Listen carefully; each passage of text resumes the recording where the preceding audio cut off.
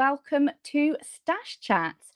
My name is Yvette and I am the co-founder of the Stash Hub Sewing Organizer app.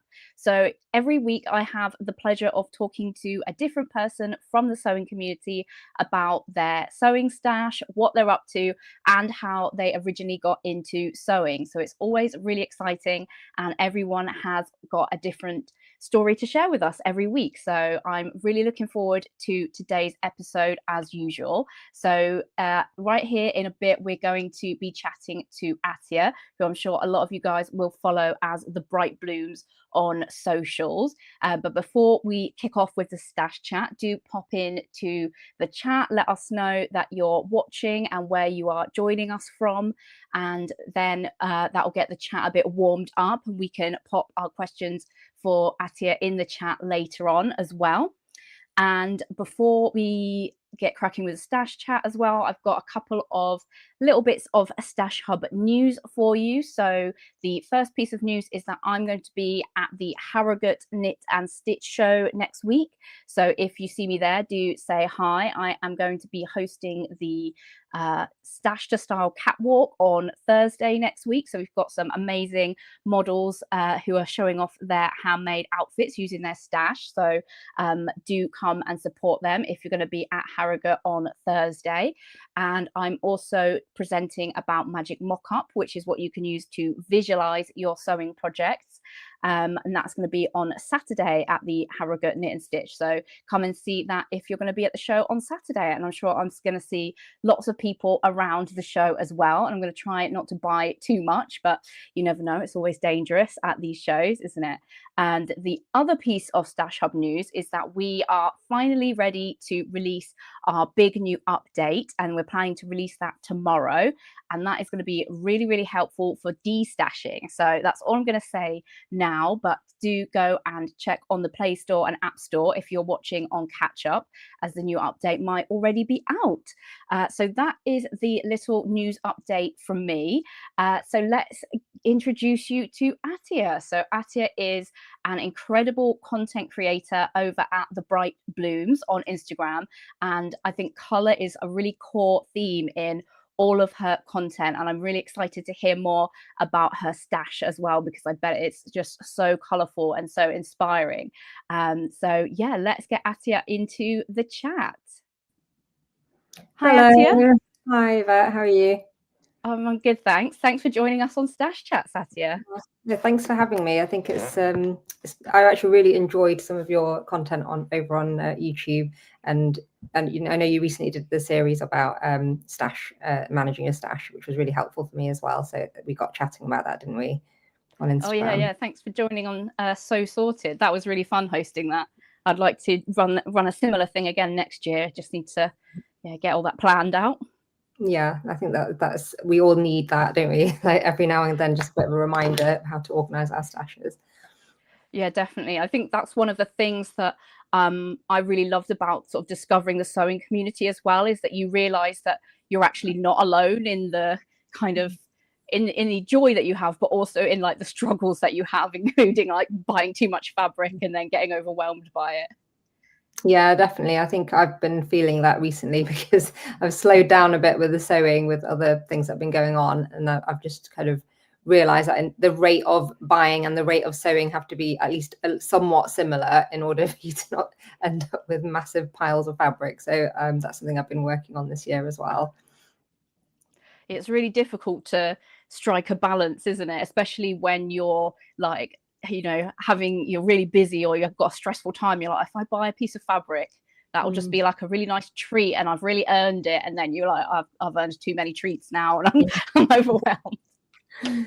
Yeah, exactly. And I think it's nice I always like have lots of ideas for things I'm going to make. And I think sometimes, I don't know whether this is something you said or whether I heard it somewhere else, but that you kind of like have this vision of this thing you're going to make and then you just don't make it. And then you're kind of on to the next vision. So you kind of have to recognize these like patterns of things that you're doing to try and, sort of rein it in a bit here and there. So so I've got lots, and I think at the moment I've got like this big urge to sew, but just not getting that much of an opportunity to do it. So I've just been starting with little bits here and there, and then hopefully I'll kind of get back into it more over the next few weeks as well. Yeah, sometimes you just need like a small project just to like get you going, and then you can get into it more. Yeah, I think my problem is I sometimes go in with like a really big project and it'll be like a coat or something, and then you're like, actually this is gonna, so many pieces to cut out and so many techniques you have to learn, and then you kind of lose a bit of momentum. But it's actually better if you start with something that you know how to make, like a t-shirt or joggers or something really simple, and then you know that it'll be done in a day and you get that satisfaction of having made something. So there's a few projects that I really like for that, like the Merchant and Mill Sydney sweatshirt I made a couple of times last year, and that's been like one of my most worn items over the last sort of few months, and it only took me maybe an afternoon to make. So those types of projects are just like the quick wins that you need sometimes as well. Yeah, that's really like extra satisfying as well when you get loads and loads of wear out of something that you're not, but it wasn't actually that hard to make. Yeah, exactly. And then especially like when you get that really the other thing is that they take up loads of fabrics. It's quite good. Yeah. And you feel like your stash has just suddenly disappeared. So like, oh, like, Mm. I think what I often do is, and I think other people have this problem because I've had this conversation with other people, where you like make something, you're like, oh look, I'm really sewing now, and then you buy like 5 more pieces of fabric because you're like, and now I'm on a roll with my sewing, and then then you slow down again, and you're like, okay, now I've got like five pieces more fabric than I was meant to have at this point. Oh, that's funny. I can see we've got Kazi joining us from an incredibly rainy Devon. Oh, I hope you've stayed inside and nice and cozy today, Kazi. And we've got Alison who says, hi, Yvette and Atia. So thanks for joining us, Alison. Do you want to kick us off by telling us about your sewing journey, Atia? When did you first get into sewing? Yeah, so I've actually, as long as I can kind of remember from primary school, I was always really interested in sewing. So like I remember there was one afternoon where I made this sampler out. It was just like one of those cross stitch Ada fabrics, and it was like just went round and round with a different pattern in sort of that perle embroidery thread in different colors, and made this big embroidered sample. And then when I was at school, I did textiles at GCSE, and I've talked about this again, but on the podcast that we used to do before, that she was quite a terrifying teacher. So you always had that fear that you're not going to be able to thread your machine properly, and you have to call her over to come and help you. But it was I learned some dressmaking there. I remember I made like a bias cut silk, I think it was satin, probably some kind of poly satin dress. And when I was cutting it, it just kept getting smaller and smaller because if you've ever cut that slippery, sort of fabric on the bias, it's really hard to do. So in the end, my project, it just fit like my slimmest friend for the photos for the GCSE project. And then I kind of tried a few bits and bobs myself, but we had a sewing machine at home. The other thing I always forget to mention is that my dad actually had a knitting business. So all through my childhood, he had a knitting factory. And so like sometimes I used to go and help there, and like I learned to use an industrial overlocker.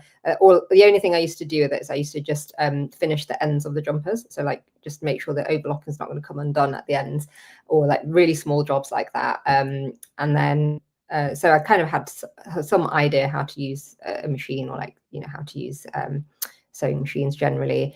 And then I just used to use our home machine now and then to make skirts. So I didn't really have any proper teaching on how to make facings or hems and those sorts of basic things. So I just eyeball a design and just make something really simple. And then when I finished my degree, I was working as a junior doctor. And when you're working, you kind of have quite a few gaps in your timetable. So for example, if you've worked a night, then you get the whole of the next day to kind of recover, and then maybe then you start the next morning, so you've got a whole 24-hour gap. Or if you're working nights, you do 7 nights and you have all the days free in between, so you sleep a bit and you've got a bit more free time. So then I decided I'm going to take up sewing again. So I think I was mostly just interested in bag making, maybe a bit of patchwork type sewing. So I started doing that. And then I did a dressmaking course after I had my son, who's 17 now. So I just did that as a kind of something to do in the evenings. And then from there, I kind of got into this whole blogging. So I was not a blogger at that time, but I just used to follow all the sewing blogs myself. And then when Instagram came along, obviously that was a good way to finally start sharing things myself as well. Amazing. So your family, although they kind of had a sewing machine at home, they weren't kind of creative sewers. They just sort of had it more for, I don't know, practical purposes. Yeah, my mum did used to sew, so she used to have kind of bursts of, like, how we do like a sewing addiction where it just suddenly come out. But because I was one of 4 sisters and we're all quite close in age, so every so often she would just decide to make all of us a dress for Eid or for whichever special occasion. So I remember there's a wedding in Bangladesh where we all had these like really shiny kind of taffeta dresses or something, and everyone always remembers that we were all dressed in these like really nice metallic dresses. Were you all matching as well? Yeah, or like matching or like nearly matching, maybe like slight design differences. And she used to use patterns as well, so she used to use sewing patterns to make dresses for herself. So she has made some really amazing dresses, which they're kind of, I suppose they're sort of 80s, 90s, like early 90s type patterns. So we've still got a couple of those. Actually, I should go and get those out of the attic next time I'm there to show people. But I think none of us will fit into them anymore because they're like very slim dresses. Yeah, so we did see my mum sewing, but then over the years she kind of stopped sewing as much. I think she had some issues with her machine, and then she kind of got a bit frustrated with that, and then she just didn't really sew that much anymore. So now she's kind of almost, she just lost some of those skills. So she enjoyed it at the time, but she's not still continuing with it now. Are any of your siblings interested in sewing as well? Yeah, one of my sisters does sew as well. She doesn't sew all the time. She's got lots of different interests. She's also on Instagram as well as Warm as Toast, so you might come across her sometimes on my Instagram. But she's kind of multi-talented. She's done like book binding, like other embroideries and different crafts as well. So sewing just one part of her interests, whereas I was like really obsessed with sewing and still am, although there's not as much output, but it's still all going on in my brain still in terms of thinking of the ideas. You've still fully got the bug. Yeah, definitely. I think it was as you probably know, we've had some like work going on in the house, and both my sons are having exams at the moment, so it's been a little bit on the back burner. But I've got one project on the go at the moment, and I've got like a pile of things that I'm ready to get started with soon as well. Nice. So you just got to kind of get through the busy period so that you can have some nice chill sewing time. Yeah, I think we're nearly there now, because my youngest son's exam is on Friday, so this week, and then hopefully that we can all stop sort of nagging him to do lots of revision and things now. Yeah, it's your kids are probably like, oh, just let me do what's fun, and you're like, I can't do what I find fun because I'm here telling you to do. Why am I sitting here suffering with you? Oh no. Oh well, wishing you lots of sewing time coming up. I'm just going to say hi to Donna, who's joined us as well. So thanks for joining the chat, Donna. And yeah, everyone who's watching live, don't forget, if you've got any questions, to pop them into the chat. Oh, Alison's just started following you on Instagram. That's great. Oh, thanks. I'm sure you'll be feeling very inspired, Alison. So when did you sort of start acquiring like a sewing stash? Did that happen pretty much straight away when you were getting into it after uni? Yeah, I would say I didn't have that much of a stash at that stage, but over the next few years, at one time, I thought I did have an Etsy shop, so probably most crafters have had an Etsy shop at some time, but I used to make little purses, and I used to make like baby dresses to order. But it was, so I kind of acquired quite a big stash thinking I'm going to make patchwork quilts and all sorts of things. So I still have quite a bit of that stash, and that's going back quite a long time now. So some of those fabrics are like probably quite rare now, I would think. But anyway, so I was very into the patchwork side of things more, and I was at one point part of the London Modern Quilt Guild, it was called. So I know a few people from there. So Charlotte, who was in the Sewing Bee, she was there. She was in that as well. So I knew her from that before a little bit, but I didn't used to. Again, my children were really small, so I didn't used to go very regularly at that stage. And then I'd always feel like I was behind because I hadn't made as much as everybody else. And then eventually that I just sort of stopped going, not just because of that, but also because I just felt like I didn't have enough time basically, so I didn't go there as much. So then I just ended up with a big quilting stash. So I do make some quilts, or I would say more accurately that I start a lot of quilts. So that's something that I still enjoy, but again, it's quite a time-consuming hobby. So I think the dressmaking I find quite satisfying, because you're just it's a single piece of work in a way, like a project, and then it's done and you're using it, and I like that because you're just ready to go quite quickly once you've finished making something. And then it's always nice to just make something that you're like, put outfits together and get ideas for what you're going to make as well. Yeah, so that was my crafting stash. And then I started dressmaking, again, influenced by the bloggers at that time. So I don't know if you remember the Wixton patterns. So there's a Wixton Tova that was a really popular pattern. It's kind of like a popover tunic type design.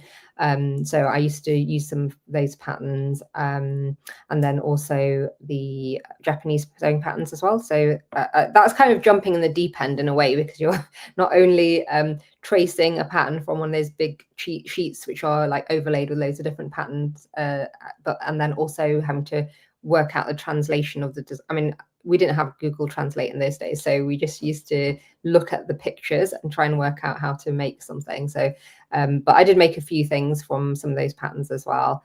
And then I discovered indie patterns, which made life a lot easier. So then I started using those as well.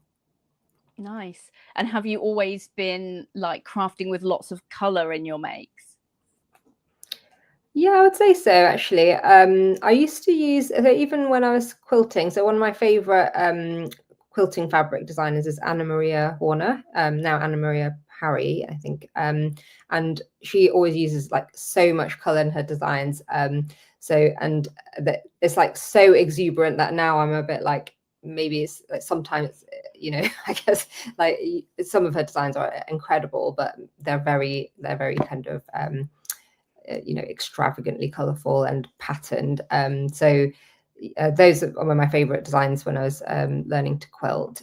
So I made a few quilts using her fabrics. And in dressmaking, I was always like, not only just dressmaking, but things like furniture for the house. I was always looking for things that were more colorful, and they weren't so easy to find in those days. So when I realized, okay, actually I can just pick a green fabric and make a green skirt, rather than trawling the shops to find like something which is the right size, right, you know, length and all of those things, then that just kind of got me going. So as soon as I started sewing, I just, you know, used as much color as I could, really, in terms of all the designs and patterns, as well, like prints as well. So I love prints as well, so finding lots of different prints was really fun as well. When you are like shopping for fabrics, do you find you're often like drawn to the prints, or do you have like quite a good mix of like plains and prints in your stash?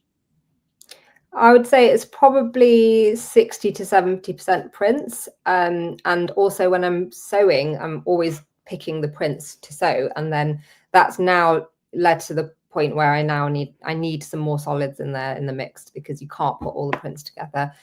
Sometimes it's fun to put prints together, but I think that you do need something to tone things down sometimes, or just to balance it out a bit. So I do have quite a few solids in sort of the things I'm planning to make coming up soon. So I think that there's enough of a balance at the moment that you know, I've got enough. Well, I've got plenty of fabric, so there's more than enough solids for me to sew, as well as prints as well. Nice. I mean, that's quite good that you're not like fully overwhelmed with one or the other. You have got a balance. How do you feel about your stash, like as a whole? Mm-hmm. Yeah, so what I've done at the moment, so since I did the Sew Sorted with you, and also just before that as well, I was starting to sort of try and streamline things a bit. So I've put the things that I know I want to use like very soon, or like within the next few months, into one cupboard. So it's I can't remember the name of it. It was one of those IKEA, you know, sort of plain wood cupboards with a sliding door, and it's quite nice because you can just at a glance see everything that's in there. And I've also then tried to put together, so what I often have a problem with is I decide I want to make a t-shirt, and then like, oh, where are all the jerseys? And then all the jerseys are all different places, and then it's a bit frustrating to find the thing that you want. So I've tried to put like a little pile of the ones that I plan to use next in one place, so then I can easily access those all together. And then I do have, like, I guess, a guilty stash in the attic. It's things that have gone up there and they haven't come back down again. And then when I go up there, I'm like, oh, that was really nice, and it shouldn't still be up there, or like I should do something. Someone should do something with it. So I've done a few destashes. I've done a few on Instagram, which have done really well. I've done some with some of the sort of charity ones, like Destash for Palestine and other places as well. And Vinted as well. I found Vinted really helpful recently because stuff goes really quickly. I don't know if you use it for destashing. And then they fill all the everything in for you. So all you have to do is literally put it in a bag and then scan the barcode. So I just find the whole process very streamlined and simple, unless they lose the parcel, which happens quite often, unfortunately. Yeah, so I've been doing a bit of that. And also the good thing, or the problem with Vinted, is that it also curates everything you want to see as well. So then you end up buying fabric on there as well. So I've done a bit of that as well. So there's been a bit of a turnover, I would say, of the stash, which is good, because there are a few things which I know that I didn't really want to use anymore, but they were still there because I hadn't decided what to do them. So that's been a good change. Yeah, it helps keep it fresh, doing a bit of destashing and buying new stuff as well. Yeah.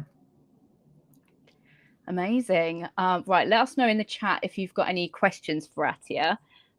So you do quite a lot of kind of like interior stuff on your profile. I think you might even have a second profile for kind of interior stuff. I did that to myself because I don't have two profiles. But yeah, so I do a bit of both.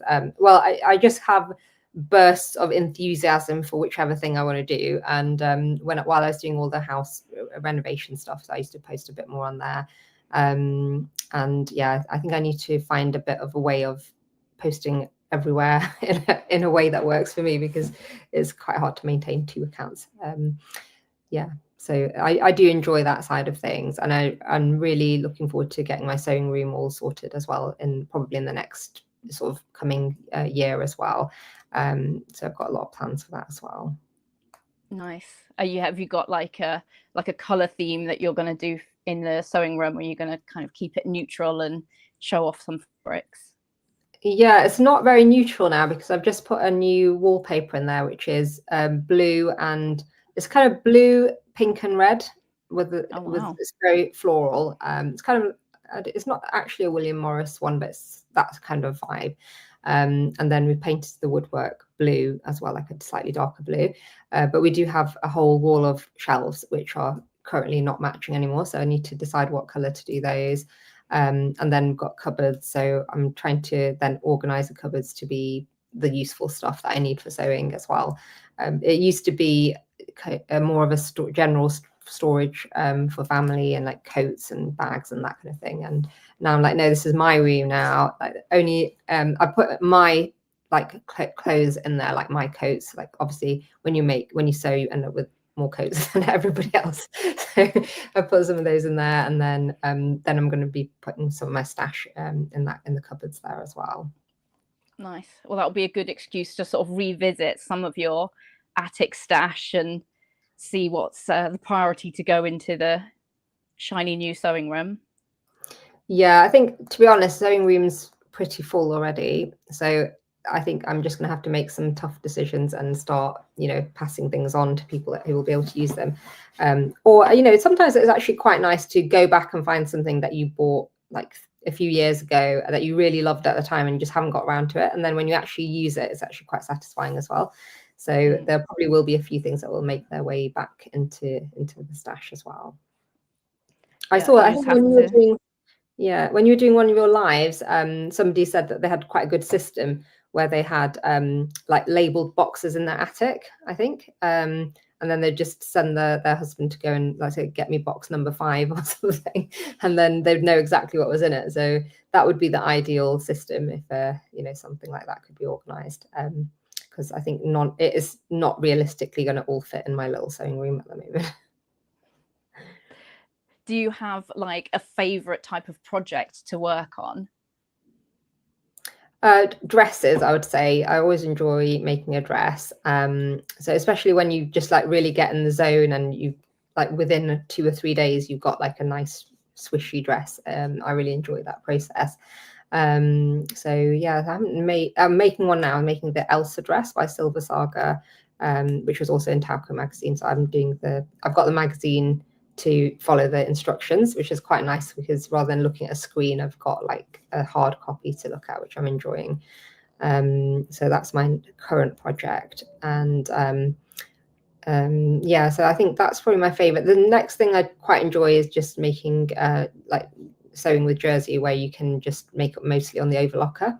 So that's quite satisfying because you can quite quickly make, you know, a t-shirt or a turtleneck or a sweatshirt. So I enjoy doing, and I wear those so much as well. So especially in the winter, I've made quite a few merino t-shirts or just like roll neck tops, and I just wear them pretty much all winter up until March or something. So they're really good value to make, and they last so long as well. Nice. Yeah, I really like the dresses that you make. Like, oh, quite often you make dresses like with really like big sleeves and like quite long dresses as well, which is like with your taste in like fabrics and colors and prints. It's just such a great canvas to like show off those designs. Yeah, I've got a few of those really bold prints that I'm really excited to use as well next year. The dress I'm making now is in a really big, it's just two colors. It's like a almost black background and a purple flower. But they're really big flowers. Each one's about this big. So I think that's going to be really effective when it's finished as well. Oh, exciting. I can't wait to see that. Mm-hmm. Yeah, I think I kind of rotate my dresses quite a lot. So at this point, I've got quite a few dresses that I tend to wear, but after a while, you kind of want something again just to freshen things up a bit. So I'm looking forward to making a few new ones as well. Do you rotate your wardrobe like seasonally, or do you kind of just keep the same things and just layer up differently? I do have some things which I pretty much only wear in the summer. So they're the really lightweight clothes. So in the winter, I get cold quite easily. So in the winter, I do tend to wear things that are a bit warmer. Jumpers as well. I mean, I don't really tend to put them away, but I probably should because they take up quite a bit of space. So in the winter, next year, I'll probably try and rotate them a bit more so that all the winter stuff is fully put away so that, you know, I've got a bit more space. It becomes also, I don't know if you find this, but if you have a lot of clothes that you sew, it becomes like a whole other project managing your wardrobe as well, because there's so many different items as well. And also at the moment, because I'm working a bit more, I'd quite like to get a bit more of a smart work wardrobe as well. Because I think the last year or so I was living in those merino fog tees that I was talking about with the cardigan on top, and I'm just really bored of that. And I think I should probably make some like nice smart shirts or blouses that I can just wear, and just, I mean, to be honest, I mostly work remotely now, so I only need to look okay from the top half. But I would still like to have like some nice blouses that I can wear. The other problem is because I work as a GP, you can't really just wear any flamboyant thing on a video call sometimes. So I do have to like slightly tone it down. So that's another thing. I'll probably try and fill some of those gaps with some slightly more neutral, not totally neutral, but, you know, a bit more toned down things. Yeah, just slightly more sensible in case you've got difficult conversations to be having. Yeah, that's right. Or just, I guess if someone's never seen you before, they might find it a bit, you know, I guess they want to see somebody that they feel is like more professional. I think if you work in like, well, I also work in a surgery, and there people have seen you like they've probably seen you quite a few times, and I think NHS patients are also a bit more forgiving, I would say, than like some of the other, you know, sort of private patients and so on. So that's why I think it's probably best to keep it a bit more professional. But I actually got some nice block prints when I went to Bangladesh this year. So some of them they're not like really flamboyant, but they're really nice textures. And one of them I think it's just a hand woven type cloth. It's just a cotton, but it's got a few little neon bits in it, which is really nice as well. So something like that is still subtle, but it's still more me as well. So I'm going to try and make some of those as well. Nice. Yeah, I feel like block prints have really had like a moment like this year. They've got really popular and everyone sort of seems to have kind of discovered them in the UK, and like the fabric that they're woven with is often like really lovely, like lightweight cotton, and it's Mm. just so good to wear when it's warm as well. And like the designs are just so many options of different colors and um Mm. florals and all different things. Um yeah, Yeah, I've I'm seen some quite really nice, like people coming out with really interesting, different block prints as well, or different ideas. So I've seen, some which are like fruit prints, or stripes, and quilted block prints, which are really interesting. So there's loads of new things that are coming out as well, which are, making it more interesting. And one thing I find with block prints, sometimes they're quite light, as you said, they're quite light for our weather. So sometimes I find I've got an idea for a block print, but then I'm actually like, I don't know if this is going to work as such a lightweight fabric for me, because I'm not necessarily going to wear that as much. But I've got there's a few patterns which work quite well with those floaty type fabrics. Like there's a few with pleats, like pleats on the sleeves. I've seen a new one by Matchy Sewing Club, I think they're called, which is like just got a big floaty sleeve with a pin tuck or a pleat in it. So those sorts of designs work really well with those light fabrics. nice. Yeah, I've got a few in my stash that I need to get ideas for. It's like when you buy like a 1.5 meters and you're like, oh yeah, I'll make a top, and then you're like, oh, if I want to do big sleeves, I don't have enough now. Yeah, and the width of those fabrics is generally quite short. They're quite narrow as well, so you actually end up needing quite a bit more than you think you would do as well. So I've been caught out with that a few times. So do you have like a favorite kind of base cloth to sew with? I'm assuming it's probably not a bias cut satin that you No. used at school. Basically avoided those ever since. I would say like the things I like sewing with the most are just the really stable cottons and linens, because that's just really easy to work with. But I like wearing viscose as well, like viscose rayon type fabrics, those drapey ones. So I'll tolerate the slightly harder sewing and cutting that you need to do with those, just because I enjoy wearing them more. But I have got a few of those in my stash, and I would say at the moment I'm not really feeling like cutting into those, just because I know they're going to be a bit more work to manage. So I'm just kind of in that frame of mind where I just want to sew something that's really stable and really easy to deal with.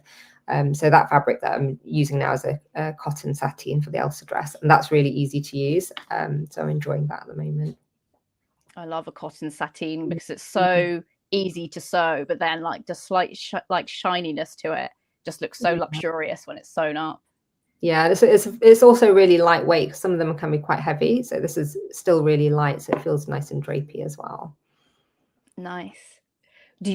How do you prefer to buy your fabrics? Do you buy them like in person mostly, or do you like buying online? I would say I buy probably 80% online. And I think the problem with online for me is that it's always their temptation. And I do have a quite bad habit of having a little browse, even when I don't really need any fabric, and then finding something else that I must have. So there's been, again, it kind of comes and goes in peaks and troughs. Like I do have like phases of buying a bit more, and then calming down and just using some of the stuff, and then again buying other things. And the other thing I do now as well is I put them onto a Pinterest board, just like a private board, which is a wish list, and then I can come back to it if there's something that I really like.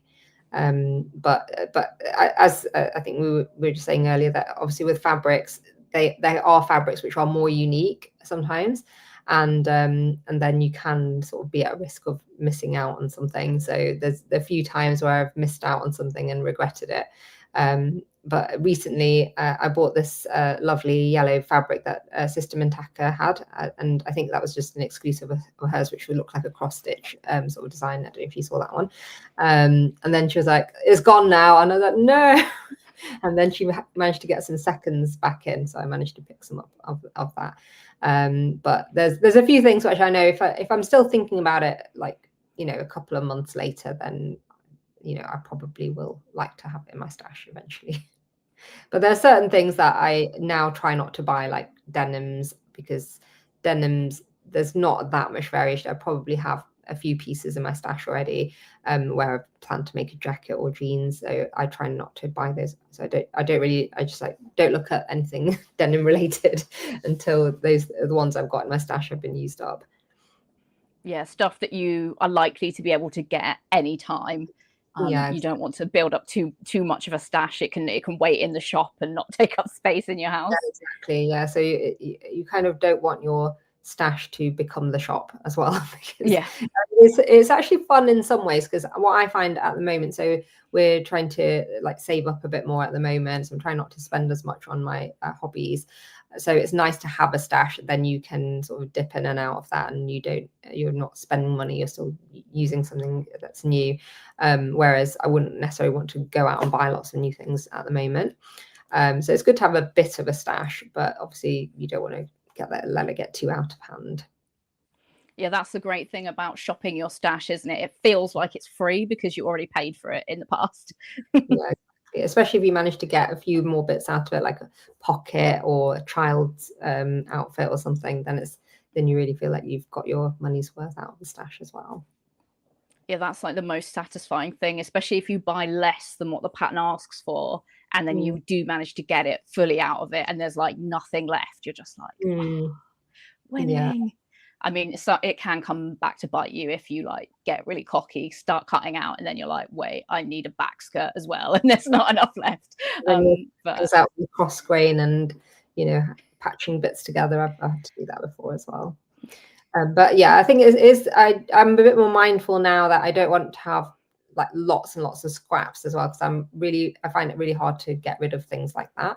So I put them on Olio now. So we've got the Olio app in our area.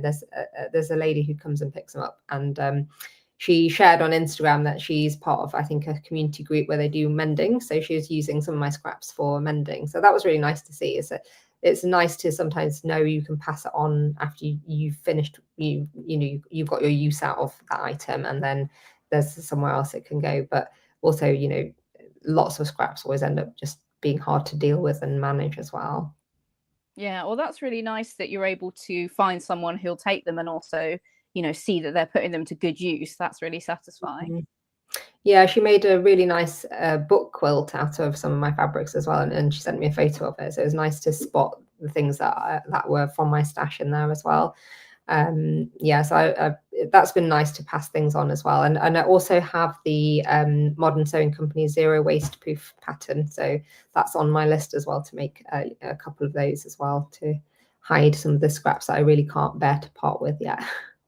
Yeah, those poofs are great for consuming scraps. Like it takes like so much more than you even imagine to like fully stuff it. Yeah, I was thinking if I have and they're quite nice pieces anyway, just to have in, they're quite functional. So I think that'll be quite nice to use a piece of fabric for that, and then also be able to put things in it as well. Yeah, I've made a couple of poofs as gifts because they feel like quite a generous gift, like for a housewarming or something. Because you're like, I'm giving you this piece of furniture, but actually it's just like a huge stack of all my scraps that I want to get out of my house. Yeah, that's a good idea. Actually, I've got a few people who I could pass one on to as well. Yeah. Right. What else do you want to talk about? Should we chat a little bit about your other making that you do as well?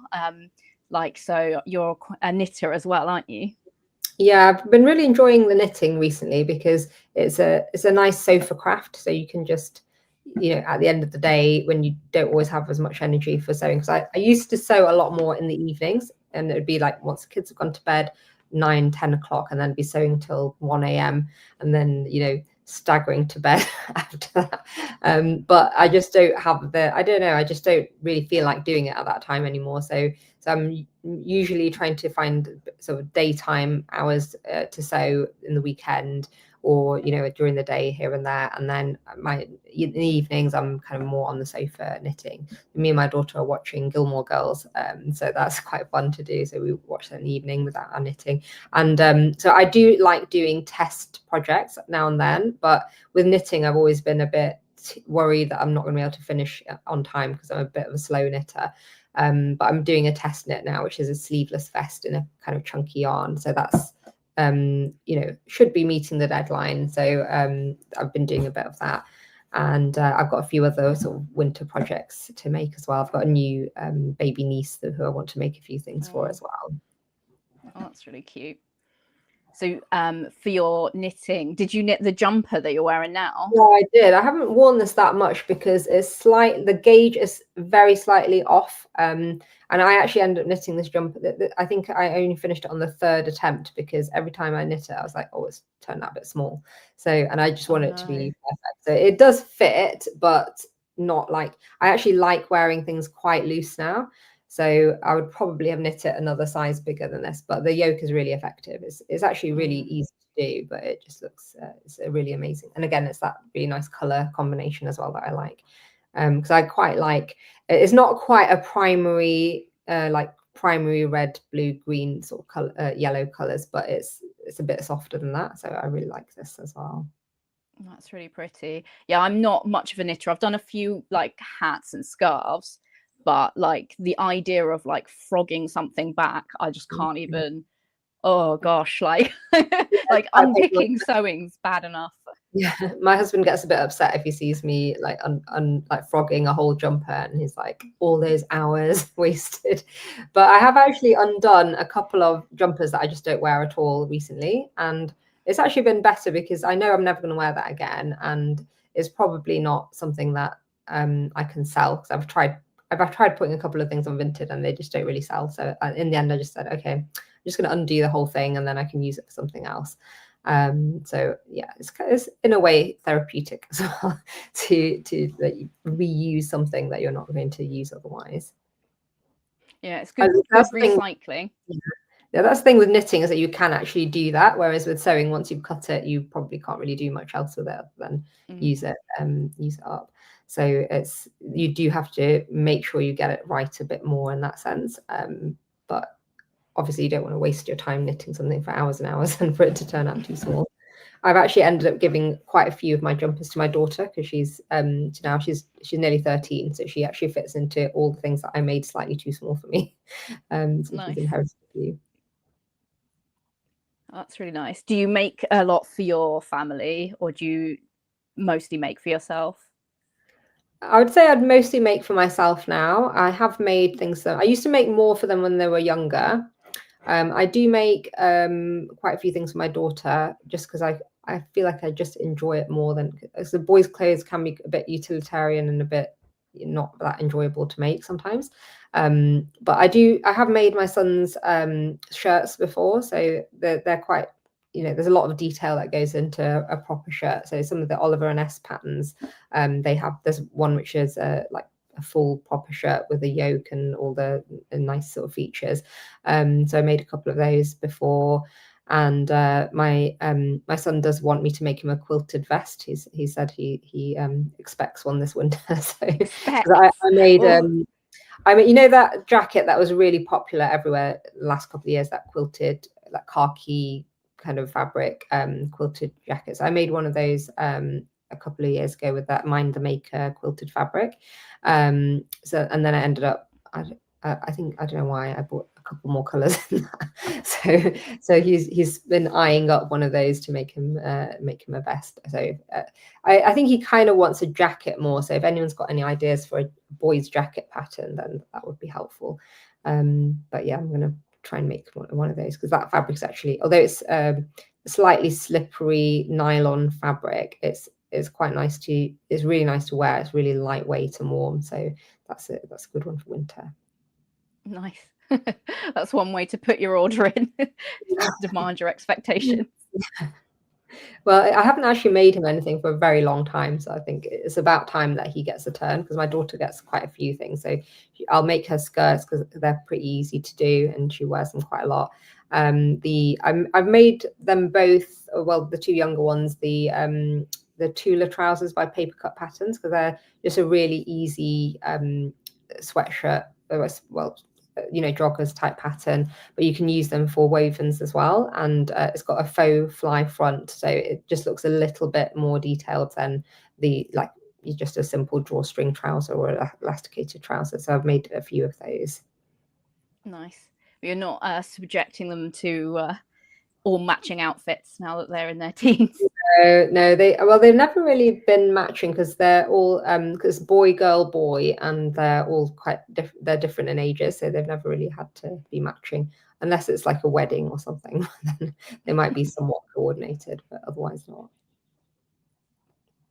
So they're not poking around in your stash too much. No, I do tell my daughter that you pick the things that you like, so I can make her a few things with those. So we put a few things together. There's some really nice Liberty prints that I have.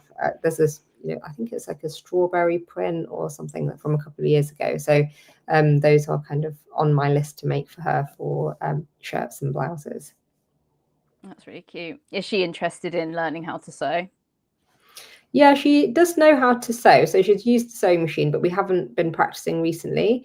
But we have a sewing school near us, and she's got her sewing, I think they call it a sewing driving license. So she has that from there.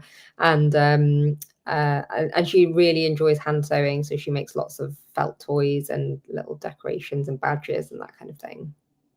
Nice. That's good. On your like kind of Instagram profile, you take like really amazing like photos. I was wondering if you've got any kind of like top tips for people for like photographing their things that they've made. Well, I mostly just photograph in natural light, so I think that helps because the artificial lighting just always affects the look of the pictures. And then I don't really know. I mean, I think it's the camera more than me, to be honest. So obviously, if you have a good decent, and nowadays with a good phone camera, you can take really good photos as well. So just trying to get the whole picture in just as sharp and in focus as you can, and then just like paying attention to the background. So I think it's quite nice to have something nice, like a nice background. So I photograph quite a lot in my front room because I've got the pink fireplace there, and that's quite a nice, easy place. I don't need to move anything out the way to take a photograph. And then outside as well, I take quite a few photographs outside. And where I am in South London, there's lots of nice artwork and places that you can take photos, so I try and do that now and then. I quite enjoy it as well. It's a kind of slightly creative to go and find somewhere interesting to take a photograph and think about how you're going to plan that out. But again, it's a time thing as well, just getting the time to get out of the house. And also, if you I use a tripod to photograph myself most of the time, unless I can get somebody. Like sometimes I'll ask the children or my husband to help, but quite often I won't be happy with the results. So I'd rather take like 10 photos myself, and then I can just pick the best one rather than telling them to do it where they're getting increasingly frustrated and not wanting to do it. So so I usually just use my phone as a remote, so you can get on the app, you can then see what you're doing, and then you can take the photograph. So that's how I normally do it. Great. Well, that's a top tip for anyone who's getting annoyed with their other half for always like cutting the shoes off or something, or disrespecting key parts of the outfit by cropping them out of the picture. Yeah, exactly. And then also because my he's a bit taller than me, so he always takes them like from his angle, so it's like, and I end up looking very very tiny. So not really a flattering angle. So so I try and just keep my camera settings. I just try and keep it all the same, really. So I keep the camera setting the same, tripod ready, so that I can just take the photos quickly when I need to. Nice. Yeah, I think natural light is like a real game changer, isn't it? Even just for trying on your makes, because sometimes if you've been like battling at a project like for half the night and then you put it on and you're all sort of disheveled and you look in the mirror in the dark and you're like, oh god, this is awful, why have I made this? But then you try it on in the daytime and you're like, okay, well, I don't know what I was complaining about, this is much better. Yeah, I've done that a few times, when you just finish something and it's 11 o'clock at night and you just want to see how it looks, and then you don't get the full sense of it until the next day when you actually put it on properly. Yeah, definitely. So if you're feeling a bit kind of harassed by the time you finished the end of your project, just try it on the next day. That's my top tip. Yeah, definitely. What is your project? So you mentioned earlier that you've got one project that you're currently working on. Are you able to tell us what that project is? So the one that I mentioned before is the Elsa dress, which is basically, is again one of those big sleeved sort of rough, like pleat. It's kind of, yeah, it's got a ruffled waist, like gathered waist. So that's one I'm making, but I'm making it very simply. So it's actually meant to have a second gathered layer at the bottom, but I'm going to miss that out just because it's that really big print that I mentioned. So I want to make the most of that print. And then after that, one of the patterns I want to make is the Merchant & Mill Sander jacket. So I've got a couple of fabrics I want to try for that. And ideally, I'd want to make a longer version and just a jacket version of that as well. And I've got another sweatshirt fabric, which is a really nice Liberty. That is a Liberty sweatshirting with the brushed inside, like really soft inside. And that one I found on Vinted. So I'm planning to sounds make quite rare. Yeah, actually, when I bought it, I bought I think she listed 1 meter, so I bought that, and then she listed another meter, so I was like, okay, I'll buy that as well. Then I can have enough to make a sweatshirt for me, and then I think she had more, so I was like, okay. So I think there are some people who are just professional sellers, and they just list, you know, there are lots of different fabrics on there, and then there's quite a few people who are listing Liberty prints again, but very small pieces. So you think it's a really good price, and then you actually realize it's only a 25 centimeter piece or something. So you do have to watch out for the quantities on there as well. But you can get some really good bargains on there. And it's also very good for tools as well. I don't know if you found that, but I saw someone who was selling some quilting rulers for £3. And then I was looking at them and I was like, I'm sure those are £20 normally. And by the time I'd thought about it, they were all gone. So you do have to be very quick. That's how you know it was a good deal, is if you put it on your favorites list, and then when you go and check on it, it's already sold, or you get the little notification like find new favorites. You're like, oh, guess that was a good deal. Yeah, I've just introduced Zoe, you know, Sozo blog, who hosts Me Made May. When I was talking to her at the Bonella fabric swap, I mentioned that you can buy fabrics on Vinted, and she was like, I did not know this. Oh dear. I'm gonna be down that rabbit hole now. Yeah, it is. I know that's a few people. I think maybe Zoe as well did the last sewist standing challenge, or like something similar to that, where you're trying not to buy any fabrics. But yeah, you can easily, and especially on Vinted, you can feel quite justified that you're actually like saving a piece of fabric rather than buying something new as well. But yeah, I might try and do a challenge like that next year. But I know in the past, when I've set myself a challenge, I've ended up, you know, failing spectacularly. So I need to think about a way that's going to work for me for that. Yeah, the last sewer standing is a really intense one. That's probably the hardest one, but you can, I think it's not necessarily the point of last sewer standing to last the whole year. It's more to like go as far as you need to type thing. Yeah, I think I like the idea of having a challenge where you kind of have limits on what you buy, so it's not like you're sort of totally cold turkey. You have some options. So yeah, I think that might be a good way to go next year. Or, you know, one of those like you use I don't know, 5 pieces of fabric and then you buy one, something like that. So I'll see what works for me next year. Yeah, at one point I had, you know, those things that they often have them in like cartoons where it's like 0 days since an incident. And I made this like chart of like how many, I think it was how many projects I'd finished since buying fabrics. Okay. And I had my like current number and my top, what was my maximum number. But yeah, I don't have that now, but that was quite fun at the start. What was the maximum you got up to? It wasn't very high. It was single digits. It was probably like 5 or something. Yeah, there's some people actually, I do go and see, go and look at some of those hashtags, like the sewing challenges, because it is quite inspiring to see how disciplined people are. And like, you know, I wish I could be that disciplined, but, you know, I do enjoy that, you know. I think, I guess it's just finding something that's really amazing, and then I just enjoy that whole process. And then, you know, when you then manage to make it into something, it's quite special. But I think with fabric, it's always a bit difficult, because until you actually go in and put the time into actually making it, you can't actually, it's not actually a thing yet. It's just potential. So the problem is you can only have so much stuff which is just waiting to be turned into something, because it's just literally taking up space, because it can't be used for anything else until it's actually been turned into something. Yeah, especially if you like need something as well, like you were saying earlier about workwear. If you're like, okay, I really need this, they're like, I'll buy fabric for it, and then you're like, I don't have time to sew. I should probably just buy the thing for this occasion. But yeah, you get really like into the mindset of like needing fabric for everything. Yeah, and I think one thing that's helped me a bit to rein it in is thinking of things as time. So rather than thinking, oh, I should, if I buy this fabric, this is going to take me X amount of time to make, and then that puts it into perspective, because when you don't have as much time, then you kind of have to be a bit more realistic about what you can actually achieve in the time that you have. And then if you're just not going to ever get to it, because I at the point where I think, okay, actually I'm not going to get to this for a year, so because my to make list is already so long, so then is there really going to be much benefit in buying it now and adding another thing to your to-do list when it's already pretty jam-packed? Well, that's a really interesting way to think of it, as you know, projects in terms of time.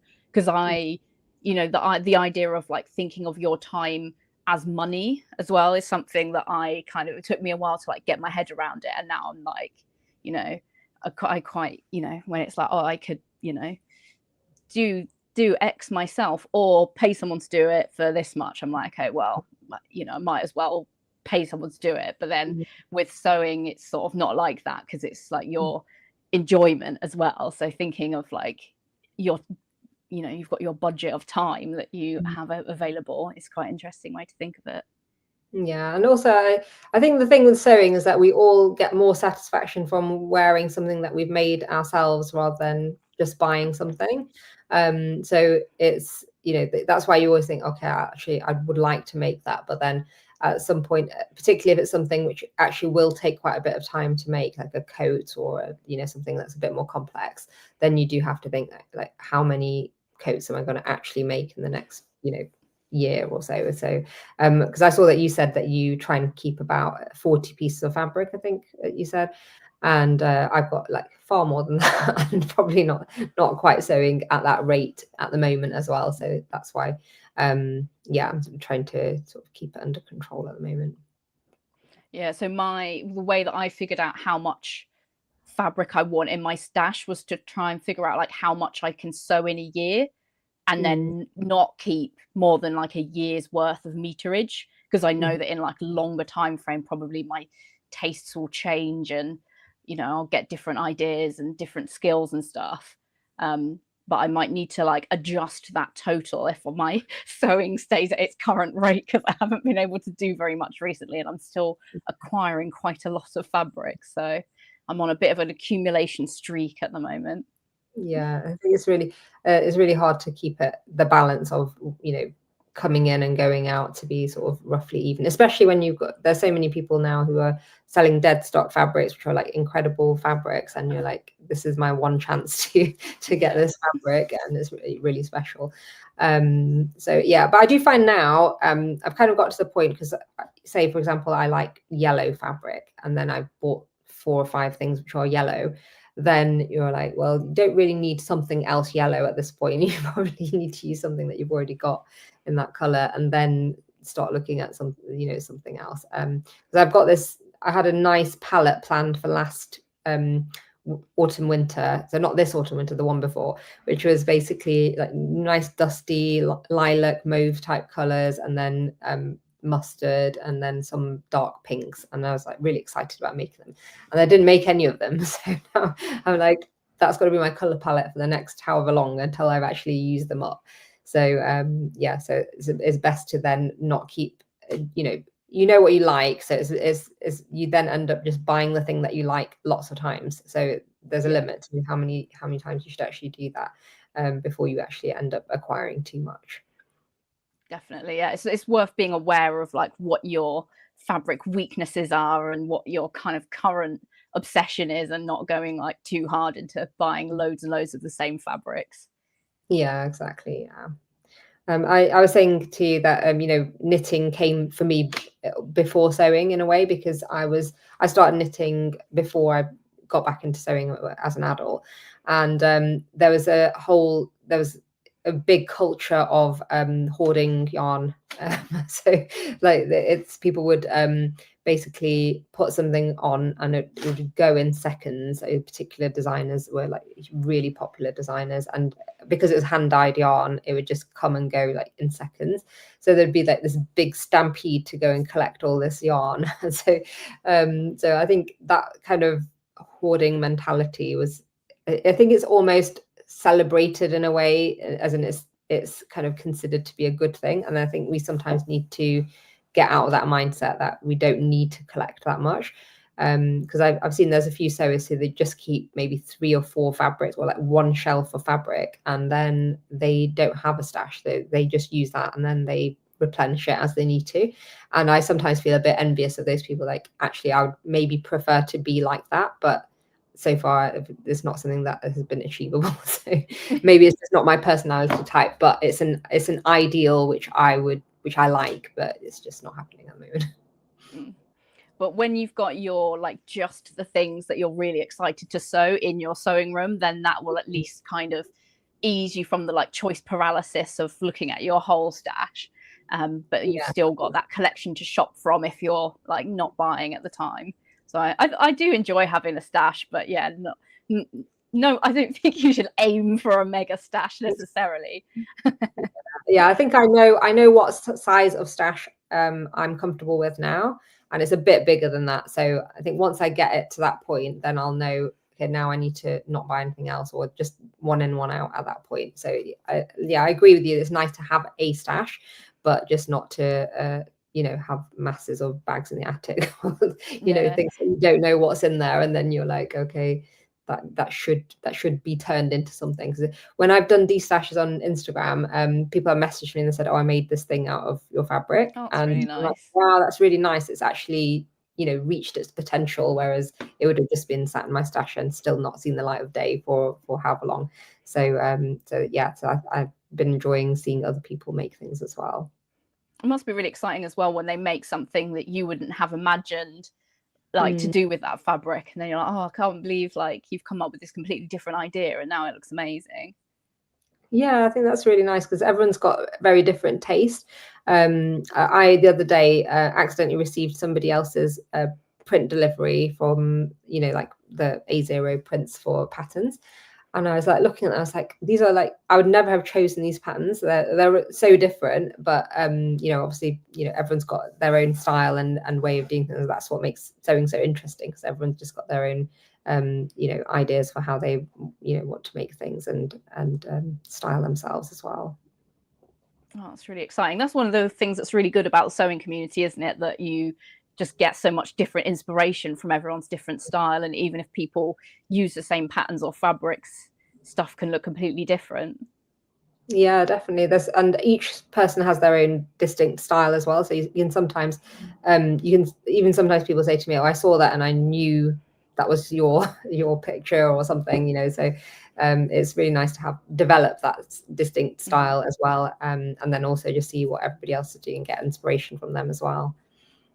Yeah, that's brilliant. All right, I think that's an amazing place to end our chat today, but thanks so much for coming on, Atia. It was really great fun to talk to you.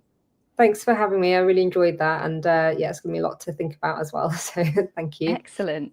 All right, well, I've put in the link underneath this video on YouTube, the links to Atia at The Bright Blooms on Instagram and her blog, and I'm going to pop in the link to Atia's YouTube channel in a second as well. So yeah, go and check out all of the amazing stuff that Atia's been working on. All right, thank you very much. And I've been enjoying Stash Hub as well, so I'll be catching up on there as well. Brilliant. All right, see you soon, everyone. And thanks again, Atia. Bye. Thank you. Bye.